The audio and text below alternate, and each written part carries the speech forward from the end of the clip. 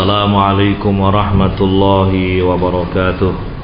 Innal hamdalillah nahmaduhu wa nasta'inuhu wa nastaghfiruh wa na'udzu billahi min shururi anfusina wa min sayyiati a'malina may yahdihillah fala mudhillalah wa may yudlil fala hadiyalah. Asyhadu an la ilaha illallah wahdahu la syarikalah wa asyhadu anna Muhammadan abduhu wa rasuluh. Ya ayyuhalladzina amanu taqullaha haqqa tuqatih wa la tamutunna illa wa antum muslimun. Ya ayyuhan nasu taqu rabbakumul ladzi khalaqakum min nafsin wahidah wa khalaqa minha zawjaha wa basa minhuma rijalan katsiran wa nisaa'a wattaqullaha alladzi tasaaluna bihi wal arham innallaha kana 'alaikum raqiba. Ya ayyuhalladzina amanu taqullaha qulu qawlan sadida yuslih lakum a'malakum wa yaghfir lakum dhunubakum wa may yuti'illaha wa rasulahu faqad faza fawzan 'azima. Amma ba'd, fa inna asdaqal hadithi kitabullah wa khairal hadyi hadyu Muhammadin sallallahu alaihi wasallam wa syarral umuri muhdatsatuha fa inna kulla muhdatsatin bid'ah wa kulla bid'atin dhalalah wa kulla dhalalatin finnar. Ma'asyiral muslimin wal muslimat rahimani wa rahimakumullah. Di antara pembahasan tentang iman yang sedang kita baca bersama dari kitab At-Tawdih wal Bayan, penjelasan keterangan tentang iman. Di antara pembahasan dalam kitab ini adalah pembahasan tentang buah faedah yang akan dipetik oleh orang-orang yang beriman. Ternyata semua kebaikan, semua maslahat baik dunia atau akhirat adalah buah dari keimanan seorang kepada Allah. Artinya kalau berbicara apa buah dari iman, kita tidak bisa menghitung saking banyaknya. Baik kebaikan di dunia atau kebaikan di akhirat. Terakhir kita baca adalah poin kelima dari buah-buah keimanan. Saya ulangi sedikit qiraatan.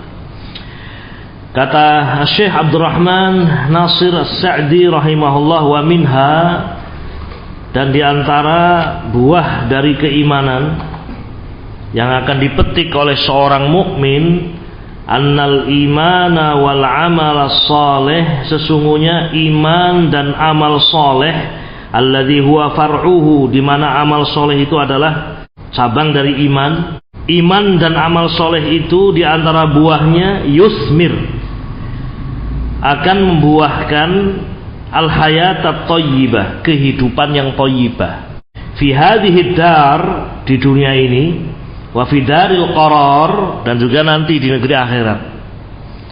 Jadi iman itulah yang menjadikan sebab seorang mendapatkan al-hayat at-thayyibah, hidup yang thayyibah, hidup yang bahagia. Jadi kalau ada orang mencari kebahagiaan selain dari iman dan amal soleh, kebahagiaan itu semu. Orang menyangka kebahagiaan itu ada pada jabatan dia misalnya, itu semu. Begitu jabatan hilang, manusia menjauh, ya, orang tidak lagi berada di sekitarnya, ucapannya tidak lagi didengar, nah hidupnya tidak bahagia lagi. Atau orang menyangka bahwa kebahagiaan itu ada pada, ya, nah, fisik yang indah, maka dia, ya, mengolah bagaimana tubuhnya itu indah. Kalau menganggap bahwa kebahagiaan di situ, di saat tubuhnya tidak lagi indah, fisiknya tidak lagi apa, naam, dipuji oleh orang, dia pun bersedih. Dan kalau seorang mati, sudah selesai. Sehingga memang ma'asyiral muslimin rahimakumullah, bersyukurlah seorang hamba yang diberi nikmat iman oleh Allah, karena iman itulah yang akan membuahkan kehidupan yang thayyibah, dan itu janji Allah. Kita baca firman Allah Subhanahu wa taala di dalam surah An-Nahl ayat 97. Ini janjinya Allah. Allah Subhanahu wa taala berfirman, "Man 'amila shalihan," siapa yang beramal soleh, min dzakarin aw unsa, baik dia laki-laki atau perempuan, kalau dia beramal soleh, wa huwa mu'minun, dan dia beriman, bukan hanya beramal soleh saja, tapi dia beriman, falanuhyiyannahu hayatan thayyibah, sungguh kami akan hidupkan dia dengan kehidupan yang thayyibah, akan anugerahi dia dengan hayatan thayyibah, kehidupan yang thayyibah, yang baik, penuh dengan kebahagiaan di dunia. Adapun di akhirat, kata Allah, walanajziyannahum, dan kami Allah akan memberikan balasan, sungguh akan memberikan balasan, ajrahum bi ahsani ma kanu ya'malun, dengan balasan yang lebih baik dari apa yang mereka kerjakan. Jelas pahala di akhirat lebih baik. Bagaimana tidak, kekal selama-lamanya, itu saja sudah luar biasa. Berapa lama kita beramal di dunia ini? Sebentar. Berapa kita beramal soleh di dunia ini? Pernah kita hitung? Sebentar kita beramal. Taruh umur kita 60 tahun, 15 tahun masa kita belum balik, tersisa 45 tahun. 45 tahun untuk tidur berapa?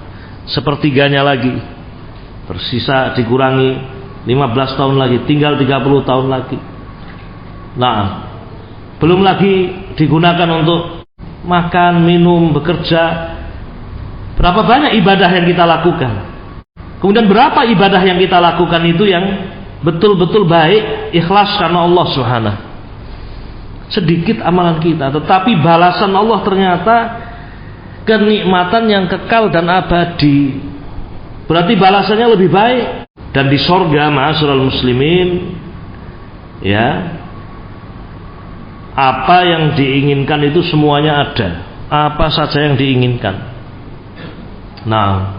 Itu sudah tidak bisa dibayangkan lagi. Semua yang diinginkan ada. Kurang apa coba? Apa yang diinginkan ada. Kalau di dunia kan ingin tapi tidak bisa, ya. Baik, antum ingin punya Ferrari nggak? Oh ingin, sekarang ingin karena saya ingatkannya. Tapi ingin, tidak bisa punya Ferrari. Ya. Antum ingin punya kebun durian nggak? Oh kepingin, ya. Pingin bukan hanya kebun durian saja, kebun durian yang buahnya apa? Ya, wah banyak, ya, mateng, ya kan. Kita di dunia punya banyak keinginan, tapi tidak ada yang bisa kita raih seluruhnya. Artinya kalau kita bicara balasan di akhirat nanti, ini saja kita sudah tidak bisa membayangkan. Semua yang diinginkan ada. Ingin ini ada, ingin itu Allah berikan. Ya subhanallah. Jadi betul-betul ma'asyiral muslimin rahimakumullah, iman dan amal soleh itulah yang akan memberikan kepada seorang hamba biidznillah kebahagiaan. Wadzalika anna min khasaisil iman. Kenapa hidup orang yang beriman itu bahagia? Limada? Kenapa? Apa rahasia kenapa orang yang beriman bahagia? Rasulullah sebahagia, orang yang paling bahagia. Orang yang paling bahagia itu beliau, Rasulullah. Para sahabat, para tabi'in, orang-orang yang beriman itu orang-orang bahagia. Kenapa? Kenapa orang yang beriman itu bahagia? Karena ma'asyiral muslimin, termasuk kekhususan iman. Namanya kekhususan ya, hanya iman saja yang punya keutamaan ini. Annahu yusmiru tuma'ninatal qalbi wa rahatih. Iman itu membuahkan ketenangan hati. Hati itu jadi tenang. Tenang hatinya. Ya, iman kepada Allah, iman kepada kekuasaan Allah, iman kepada kekayaan Allah, tenang hati itu. Warahati juga lapang. Wa qanaatihi bima razaqallah. Orang yang beriman itu qanaah, merasa cukup dengan apa yang Allah beri, bersyukur. Namanya orang bersyukur, qanaah itu bahagia.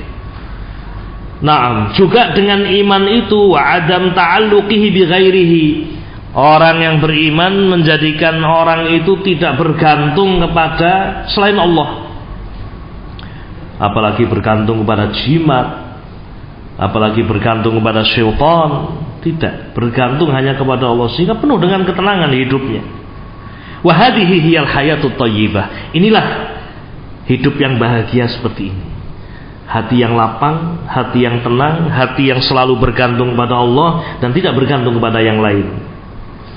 Fa inna aslal hayati thayyibah, karena harus disadari bahwa asas kebahagiaan itu dalam hati. Asasnya di situ. Belum bicara tentang materi yang dimiliki, tetapi asas kebahagiaan di situ. Apa? Rahatul qalbi, hati yang lapang, hati yang tenang, itu asas dari apa? Kebahagiaan. Makanya orang kalau tenang, ya, di pinggir sungai pun dia bisa tidur, ya. Capek tidur, tinggal tidur saja, tidak takut ini, tidak takut itu, tenang dia, bahagia. Wabillahi taufiq. Petani, ya, tidak kaya petani itu, ya. Tapi kalau dia beriman luar biasa. Berangkat ke sawah pagi pada subuh, ya, berangkat tenang dia. Dia tanam, tawakal kepada Allah, mudah-mudahan tumbuh. Hidup dia tenang. Jadi asal dan asas kebahagiaan itu pada hati. Wa adam tasawwusihi mimma yatasawwas minhul faqidu lil imani sahih, dan kebahagiaan itu akan diraih oleh hati-hati orang yang beriman, karena hatinya orang yang beriman tidak terganggu, tidak terganggu dengan gangguan-gangguan yang itu ada pada orang-orang yang tidak beriman. Orang yang tidak beriman hidupnya sempit, karena tidak ngerti jalan. Nanti kalau saya mati bagaimana? Loh, kok kalau mati bagaimana? Rasul sudah menjelaskan, kalau mati nanti kemana? Ada alam barzakh, akan didatangi malaikat mungkar nakir. Sehingga bersiap orang yang beriman itu. Nah, baik, bersiap orang yang beriman itu, karena mau tidak mau dia akan mati. Dia ngerti perjalanan hidup itu dengan iman kepada Allah Subhanahu dan juga Rasulnya alaihi salatu wassalam. Ini ma'asyiral muslimin, poin yang terakhir kita bahas, ya. Jadi di antara buah dari keimanan adalah, ya, iman itu membuahkan kehidupan yang apa? Bahagia, kehidupan yang tentram di dunia ini, dan jangan ditanya bagaimana di akhirat kelak. Di akhirat Allah memberikan balasan dengan balasan yang lebih. Kita masuk pada poin yang keenam, ma'asyiral muslimin, dari poin-poin yang disebutkan oleh mu'allif rahimahullah. Wa minha, dan di antara buah dari keimanan, kata beliau, anna jami'al a'mali wal aqwali innama tasihhu wa takmulu bihasabi ma yaqumu biqalbi sahibiha minal imani wal ikhlas. Jadi di antara buah dari iman, amalan-amalan apapun, baik amalan badan atau amalan lisan, ya, amalan apa saja itu akan sah, akan dianggap benar dan akan sempurna, tergantung dari apa yang ada dalam hati orang yang beramal itu. Nah, berupa apa namanya? Keimanan dan keikhlasan. Ada orang yang beramal kelihatannya baik, ucapannya sepertinya baik, perbuatannya sepertinya baik, ternyata di sisi Allah tidak diterima. Ternyata amalannya tidak dianggap sah. Kenapa? Karena dia bukan orang yang beriman. Bukan orang yang beriman. Dulu, ya, sering saya sebutkan kisah ini. Di zaman jahiliyah itu ada seorang yang namanya Abdullah bin Jud'an. Ini orang terkenal dermawan, baik, secara tabiat baik, dermawan dia. Kalau ada orang fakir dibantu, ada orang kesusahan dibantu, pokoknya dia baik. banyak berbuat, memberi. Tapi ketika diajak untuk beriman, tidak mau beriman. Ketika diajak mengucapkan la ilaha illallah, tidak mau mengucapkan la ilaha illallah. Tetap di atas kekufuran, tetap di atas kesyirikan, sampai akhirnya mati. Tapi orang memuji, banyak orang memuji, orang-orang musyrikin memuji karena memang dia baik. Maka datanglah Aisyah bertanya kepada Rasul alaihi salatu wassalam, ya Rasulullah, Ibnu Jud'an, ya Rasulullah, bagaimana dengan Ibnu Jud'an? Apakah amalan-amalan dia yang selama ini dilakukan itu memberikan manfaat, bermanfaat untuknya? Kata Nabi, la ya Aisyah, tidak wahai Aisyah. Innahu lam yaqul yauman min dahrihi Rabbi ighfirli khati'ati yaumaddin. Karena dia ini kufur, tidak pernah berdoa kepada Allah, tidak pernah minta kepada Allah, ya Allah ampunilah aku di hari engkau bangkitkan manusia. Memang dia tidak mengimani hari kebangkitan. Jadi perbuatan baiknya itu langsung dibayar kontan di dunia. Balasannya ya pujian, ya, orang tidak mengganggu, ya, sebatas itu saja. Sudah Allah bayar kontan di dunia. Di akhirat tidak manfaat, tidak terima di sisi Allah Subhanahu wa ta'ala. Nah, betapa ruginya orang yang seperti itu. Oleh karena itu, ma'asyiral muslimin rahiman rahimakumullah, kita ini berharap berjumpa dengan Allah Subhanahu wa ta'ala dengan membawa amalan yang diterima.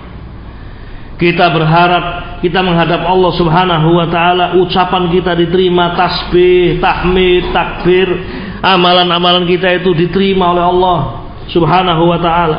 Di dunia saja kalau kita punya kerjaan, dikasih tugas sama bupati atau dikasih tugas sama atasan kita, kemudian kita ditolak hasil pekerjaannya, kita sakit, jadi pikiran.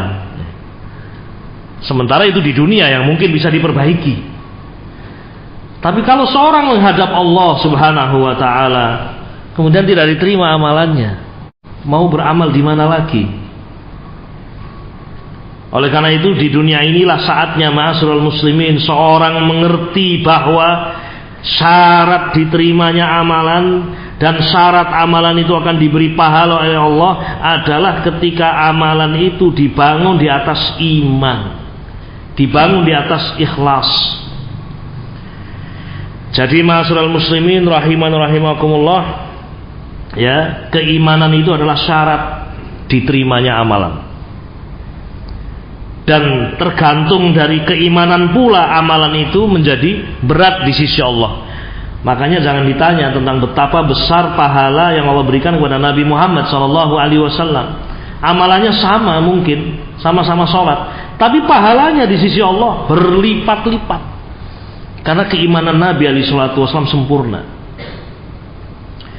Demikian pula keimanan para sahabat, karena mereka keimanannya lebih daripada orang-orang setelah para sahabat, maka amalan para sahabat di sisi Allah dilipat gandakan dengan sebab keimanan.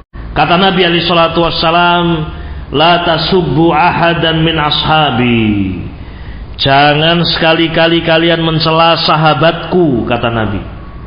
Demi Allah, seandainya salah seorang di antara kalian mengeluarkan infak, mengeluarkan harta fisabilillah sebesar gunung Uhud emas.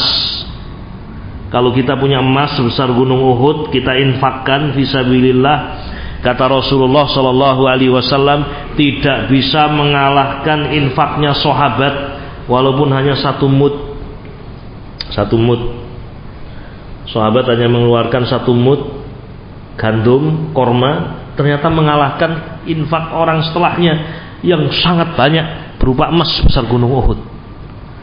Kenapa? Karena yang sedikit yang dikeluarkan oleh para sahabat dilipat gandakan di sisi Allah. Kenapa dilipat gandakan? Sebabnya adalah hati mereka, kesempurnaan iman, kesempurnaan keikhlasan. Banyak orang berbicara ikhlas kalau barang itu sudah tidak ada.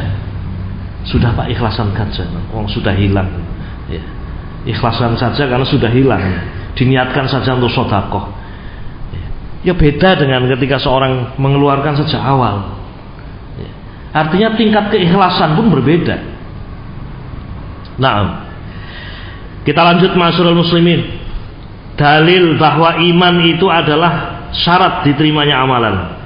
Walihada yadhkurullahu hadha syarta alladhi huwa asasun aw asasu kulli amalin. Oleh karena itu di dalam Al-Quran Allah menyebutkan syarat ini, yaitu apa? Iman. Allah sebutkan di dalam Al-Quran bahwa iman itu adalah landasan semua amalan, pondasi semua amalan. Yang namanya pondasi harus ada. Allah berfirman dalam surah Al-Anbiya, ini di antara ayat, bukan satu-satunya ayat. Di dalam surah Al-Anbiya ayat 94 Allah berfirman, "Faman ya'mal minas salihati wa huwa mu'minun fala kufrana li sa'yihi." Allah berfirman, "Faman ya'mal", siapa yang beramal, minas solihat, berupa amalan soleh, wa huwa mu'minun, dan dia orang yang beriman. Syaratnya ada di sini. Siapa yang beramal soleh, baik itu ucapan atau perbuatan, ya, wa huwa mu'minun, dengan syarat dia beriman, fala kufrana li sa'yihi, maka upayanya yang dia lakukan, amalan yang dia lakukan tidak pernah akan disia-siakan oleh Allah. Fala kufran, tidak disia-siakan amalan dia itu. Jadi jelas sekali dalam ayat ini, ya, amalan itu akan diterima, ya, ketika dibangun di atas iman. Maksud dari ayat ini, la yajhadu aw la yujhadu sa'yuhu wa la yudayya amaluh, yakni orang yang beriman, amalan-amalannya tidak akan ditolak, amalan-amalannya tidak akan disia-siakan, bahkan yudha'af, bahkan dilipat gandakan, bukan hanya sekedar diterima oleh Allah, tapi dilipat gandakan. Nah, disinilah kemudian berbeda antara satu orang dengan orang yang lain. Dilipat gandakannya itu beda-beda. Itu tergantung dari kuwatul iman, kekuatan iman. Maka jangan heran kalau para sahabat amalannya sedikit namun dilipat gandakan. Nah, ya kita memang tidak bisa seperti Abu Bakar As-Siddiq, seperti Umar bin Khattab, seperti Utsman bin Affan, Ali bin Abi Thalib. Tidak bisa kita. Apa yang pernah kita korbankan untuk Islam dan muslimin? Apa yang pernah kita korbankan untuk membela Nabi alaihi salatu wassalam? Jauh ma'asyiral muslimin dengan para sahabat yang kecintaan mereka kepada Rasul lebih daripada kecintaan kepada seluruh manusia. Ikhwatul kiram rahiman rahimakumullah. Ini ayat dalam surah Al-Anbiya. Juga dalam ayat yang lain dalam surah Al-Isra. Surah Al-Isra ayat 19 Allah Subhanahu wa taala berfirman, "Wa man aradal akhirata wa sa'alaha sa'yaha wa huwa mu'minun fa ulaika kana sa'yuhum mashkura." Kata Allah dalam ayat ini surah Al-Isra, "Wa man aradal akhirata", siapa yang menghendaki kebahagiaan di akhirat, siapa yang menghendaki kemuliaan di akhirat kelak. Nah, kemudian di dunia, wasa'alaha sa'yaha, di dunia dia menempuh sebab-sebabnya, yaitu amalan apa? Soleh. Orang Yahudi kan berbuat juga beramal, Nasoro juga beramal, kan demikian. Mereka punya amalan di dunia. Nah, ada pula orang-orang yang baik, membantu ini, membantu itu, Yahud, Nasara, ya. Karena mereka juga secara umum iman, nanti ada surga, ya. Atau mungkin bahasa yang lain, nah, hatta orang-orang musyrikin juga nanti ada apa nirwana atau apa istilah mereka, ya. Mereka pun berbuat baik di dunia, ucapannya berusaha diluruskan, perbuatannya. Nah, siapa yang menghendaki kehidupan akhirat kemudian menempuh sebabnya, wa huwa mu'minun, dan dia beriman. Ini syarat yang tidak dimiliki Yahudi, Nasrani, ya. Siapa yang menghendaki kebahagiaan di akhirat kemudian dia menempuh sebab-sebabnya dengan melakukan amalan soleh dan dia beriman, ini ditegaskan oleh Allah. Faulaika, maka mereka itulah yang membangun amalannya dengan iman. Faulaika, mereka itulah orang-orang yang kana sa'yuhum maskura, orang-orang yang amalan mereka itu diberi pahala oleh Allah. Itulah orang-orang yang diterima amalannya. Na'am. Wabillahi taufiq. Wasa'yu lil akhirah, yang dimaksud dengan usaha meraih akhirat adalah semua amalan yang mendekatkan diri kepada Allah Subhanahu wa taala, minal a'mal, berupa amalan-amalan allati syara'aha Allahu ala lisan nabiyhi Muhammadin sallallahu alaihi wasallam. Jadi orang yang betul-betul menghendaki akhirat itu ya di dunia menempuh sebab berupa amalan soleh yang diajarkan oleh Nabi alaihi salatu wassalam. Kemudian dibangun iman itu di atas keimanan. Intinya ma'asyiral muslimin rahiman rahimakumullah, dari ayat ini bisa diambil faedah, faida ta'assasat 'alal iman, jika amalan itu dibangun di atas pondasi iman, wa anbatat 'alaihi, dan tumbuh di atas iman, barulah amalan itu akan disyukuri.